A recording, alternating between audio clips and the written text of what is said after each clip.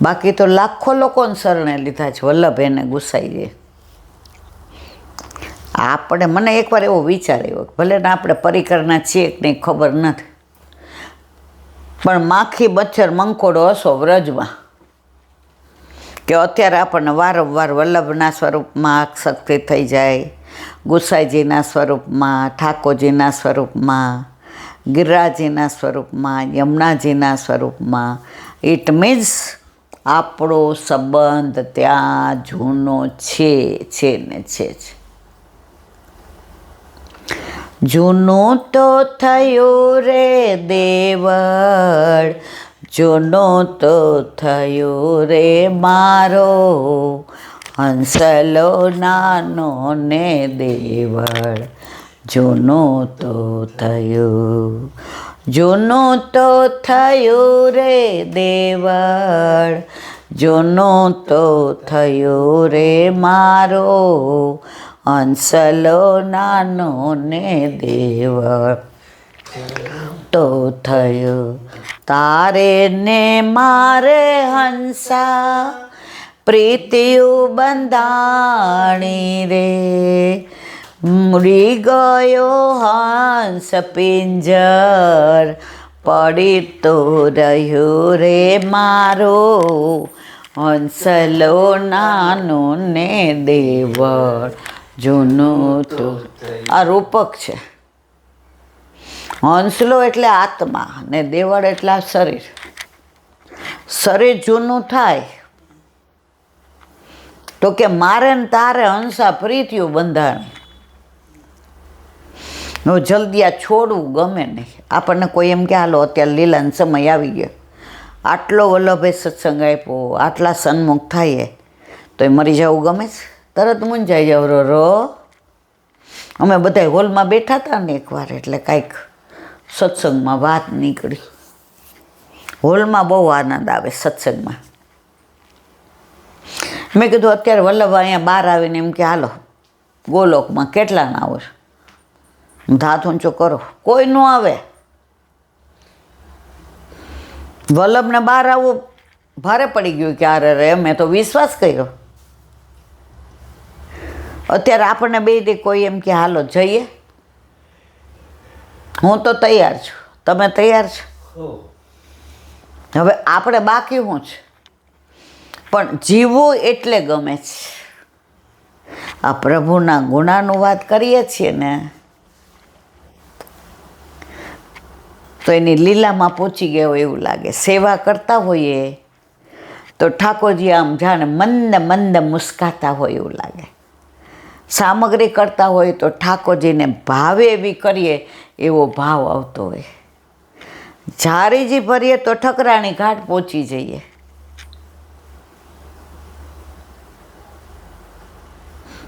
જગાવીએ તો ઓલી ગાયની ગળાની ઘંટીના દર્શન થાય. મારા વાલા પુષ્ટિ માર્ગ સાક્ષાત છે, એમાં કોઈ શંકાને સ્થાન નથી. સમજ્યા ત્યાંથી સવાર. ઘણા એમ કહેલા બેન હવે 62 થયા, અમારે પછી કોણ કરશે સેવા? અમે તો આ બંગલો કોના નામે? મને કે અમારે બેન નામે. મેં તો પછી બંગલાનું શું? મને કે એ તો વિલ બનાવી દીધું છે. મેં કીધું તો ઠાકોરજી પુષ્ટ કરાવો. લૌકિકમાં આપણે વિલ બનાવવું પડે, અને જે વિલ બનાવે ને પોતાના પૈસાનું એનું નામ અંદર ન હોય. હોય છે આખી જિંદગી કમાઈ કમાઈને મરી ગયો, ખોટું ને હાંચું ને તારું ને મારું ને લેવાનું ને દેવાનું ને ભક્તિનો ભોગે ભેગું કરી કરીને થાપલા કર્યા, અને પછી વિલ બનાવીએ તેમાં આપણું નામ હોય છે. આપણે સાઇન કરી દેવાની એટલે બધું તારું. કેમ? તો બેન હવે જપી જા ને, હવે તો બંધ કર ભેગું કરવાનું. પણ અલૌકિકમાં ઠાકોરજી પુષ્ટ કરાવીએ ને તો વિલ એ બનાવે છે, અને એમાં એનું નામ હોય છે. કે આપણા પછી કોના ઘરે પધારશે. એ નક્કી એને કરવા દો, એટલું તો એના હાથમાં રહેવા દો. અલૌકિક વિલે બનાવે ને સાઈન એ કરે. લૌકિક આપણે બનાવીએ ને આપણી સાઈન ચાલે, પણ આપણું નામ ક્યાંય ન હોય. ઠાકોરજી નામ લખે કે મારે આના ઘરે જવાનું.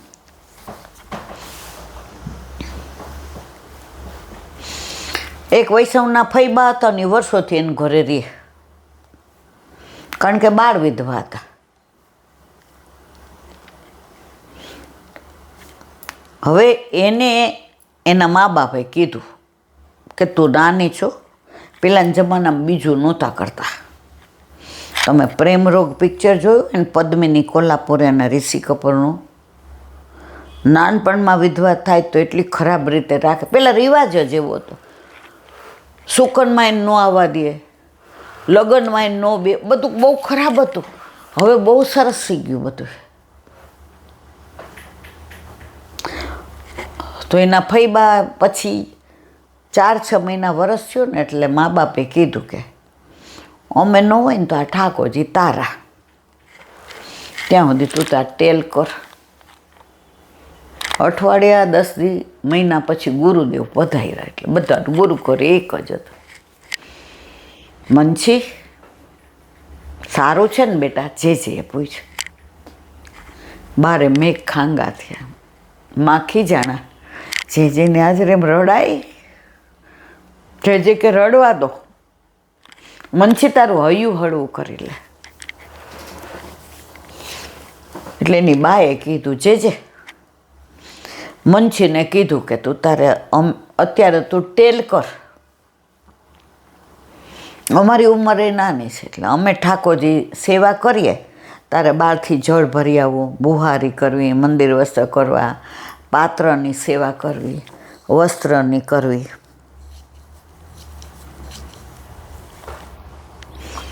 મંછી પાછી રોવા માંડી. શું છે કે જે તો અંતર્યામી ઓળખી ગયા હતા. જે મા બાપ 100 વર્ષના થાય ત્યાં સુધી મારે તો સેવા વિના, ચરણ સ્પર્શ વિના રહેવાનું ને. તો મને પધરાવી દો, તો હું મારી રીતે સેવા કરું. એના ભાઈ બેઠા હતા, ભાભી બેઠા હતા, મા બાપ હતા. એટલે જે મનમાં વિચાર કર્યો, કૌટુંબ બાબતમાં કોઈ પડે નહીં. એટલે એણે કીધું મંછી પછી સેવા ક્યાં કરીશ? એટલે ભાઈ ભાભી તરત બોલ્યા, જે આપણે 2 ખોયડા છે, આ મોટું ખોયડું એટલે બધા અહીંયા રહ્યા, આમે છે ને એ ડેલીવાળું મકાન, એમાં એક મોટો ઓયડો છે, ઓસરી છે ને એક ઢાળ્યો છે. તો બેનને સેવા પધરાવીએ તો બેન ભલે ને ત્યાં રહેતા. જેને ખબર હતી કે આ જોઈતું હતું, કારણ કે જો મંછી સેવા નહીં પધરાવે તો ગાંડી થઈ જશે, કૂવો પૂરશે. એટલે મા બાપે કીધું કે પછી મંછીને બધું ત્યાં એમ કે સખડી ધરે, તો ભાઈ કે આ ખેતર છે તો બધું અહીંયા આવે એમ ત્યાં આવશે. અને બેનને કે કૂવો ખોદાવી દઈ, ત્યારે ડંકીને એવું નહોતું. મંછી તો જે અંદર રાજી થઈ છે, મારા મનની વાત જે ચોરાવી લીધે. એ કે જે પગલાં કરી દો એટલા મકાન ચાલુ થઈ જાય. હવે ઠાકોરજી પુષ્ટ કરીને પધરાવી દીધા. હવે ફૈબા નાનપણથી આવ્યા એટલે બધાય ફૈબા કરે. અહીંયા ફઈ કે તોછડું, આપણે સૌરાષ્ટ્રમાં ફૈબા કે. આજની તારીખમાં જઈએ ને આજુબાજુવાળાના ફઈ, ભાઈઓના ભાઈબંધના છોકરાઓના ફઈ, આખી દુનિયાને ફઈ નહીં ફૈબા. હવે એમની ઉંમર થઈ, એને ચિંતા થઈ કે હવે મારા પછી મારા પ્રભુનું શું. એટલે જે પધાર્યા એટલે કે મંછી આજે શું તકલીફ છે બેટા? કાંઈ બોલતી નથી. હવે જેની જૈફ ઉંમર થઈ હતી, વહુજીની જૈફ ઉંમર થઈ હતી,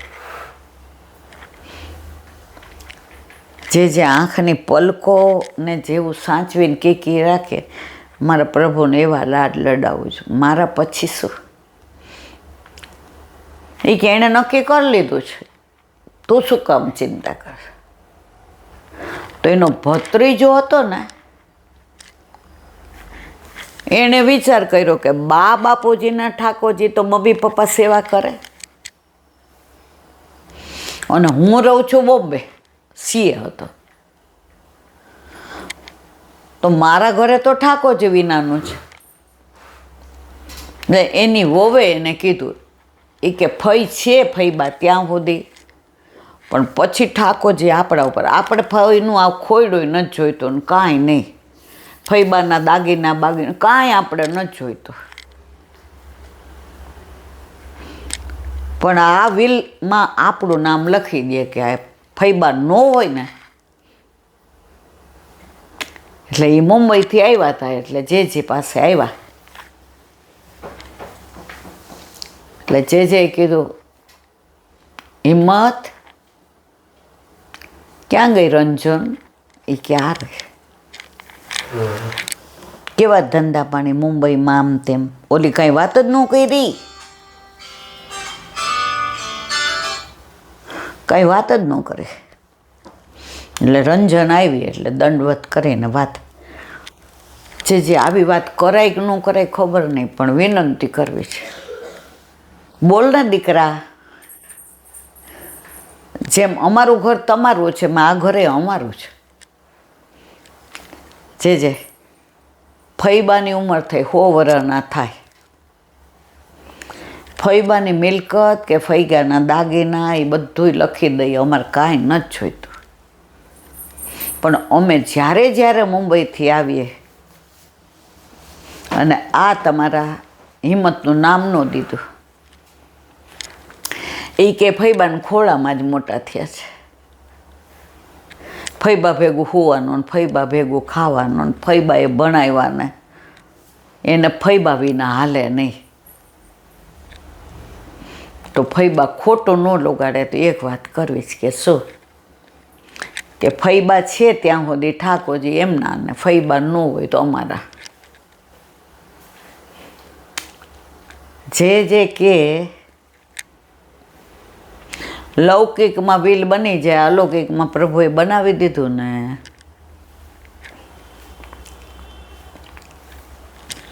પ્રભુના કબૂલ મંજૂર છે. તો ઘણા એમ કે અમારે પછી કોણ?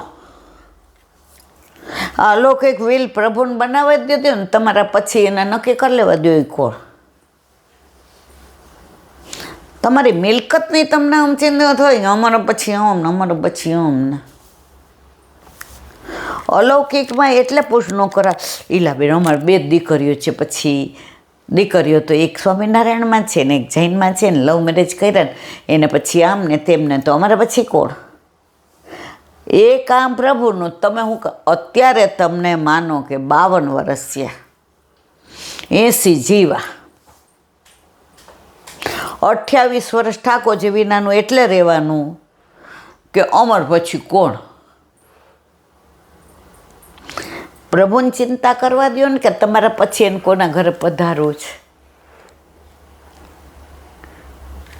આ કલ્યાણરાયજી, એ કલ્યાણી દેવી હતા પહેલાં, કૂવામાંથી કાઢ્યા. કૃષ્ણદાસ ડગરીને, બાબા વેણુને, યાદવેન્દ્ર દાસને, એ ત્રણેય સેવા કરે. હવે ત્રણેયને જવાનું મન થયું જતીપુરા, કે આ શ્રીજી બાબાને દર્શન કરીએ. ઠાકોરજી સમજી ગયા. કૃષ્ણદાસના ભાઈને ત્યાં મને પધરાવો, એ કે જુઓ 3 હતા. ઠાકોરજીએ કીધું આને ઘરે પધરાવા, અને એને ત્યાંથી પછી અલોપ થઈ ગયા, કારણ કે બીજાની લાયકાત નહોતી. વાર્તા લાંબી છે, કોક વાર કરશું કલ્યાણરાયજીની, બહુ સુંદર છે, અલૌકિક લીલા છે. તો જેના ઘરે પધારવું હોય એ નક્કી કરી દે. તો એ બાનું ખોટું, અમારે પછી કોણ? તમારો પછી બંગલા ને ગાડી ને ફિક્સ ને વાડી ને વજીફો ને ફાર્મ હાઉસ ને એ બધાની વ્યવસ્થા બસ ઠાકોરજી બહારનું કાઢવાનું. ઠાકોરજી ગાંડા નથી હોય કે આન ઘર ન જવાય. પ્રભુ પરાણે કોઈને ઘર ન જાય. દુર્યોધનને ત્યાં 56 ભોગ પરાણના હતા, પ્રભુ આરોગ્ય. વિદુરજીને ત્યાં ભાજી આરોગ્ય.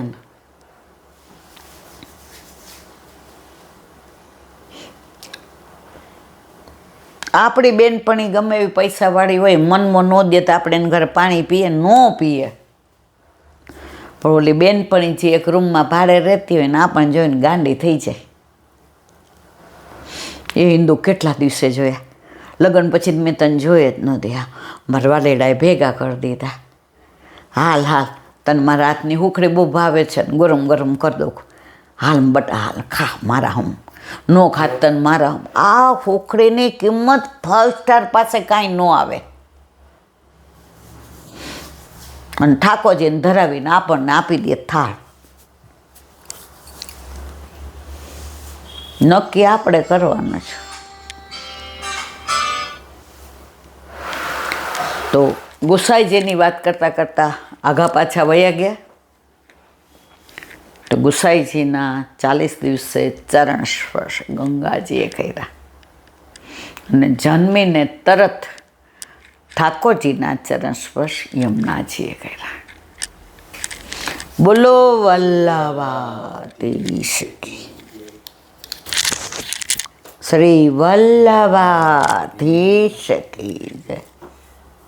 નવનીત પ્રિય શાસ્ત્રીને ભગવત સ્મરણ, વ્રજ વિહાર. આજ સવારથી વ્રજની જ વાતો ચાલે છે. આ વૈષ્ણવ પધારા એ કે અમને પત્રિકા આપો. મારી બેન કોચીને એ છે એને, આ બેનને અમારે બધાને આવવું છે. હવે પહેલી વાર 40 દિવસ આવતો એટલે બટ નેચરલ છે. ઈલાબેન ફાવશે? મેં ઠાકોરજીને ફાવશે આપણે યાર એમ પૂછો. આપણે બધા કળયુગી જીવ. મેં તો આપણને એડજસ્ટ થઈ જાય ઠાકોરજી. આપણે જો ફાવશે એટલે આપણે પૂછીએ છીએ. આપણું ધ્યાન 1000 હાથવાળો રાખવાવાળો બેઠો છે. સૌરાષ્ટ્રમાં એક લગ્નનું ગીત છે,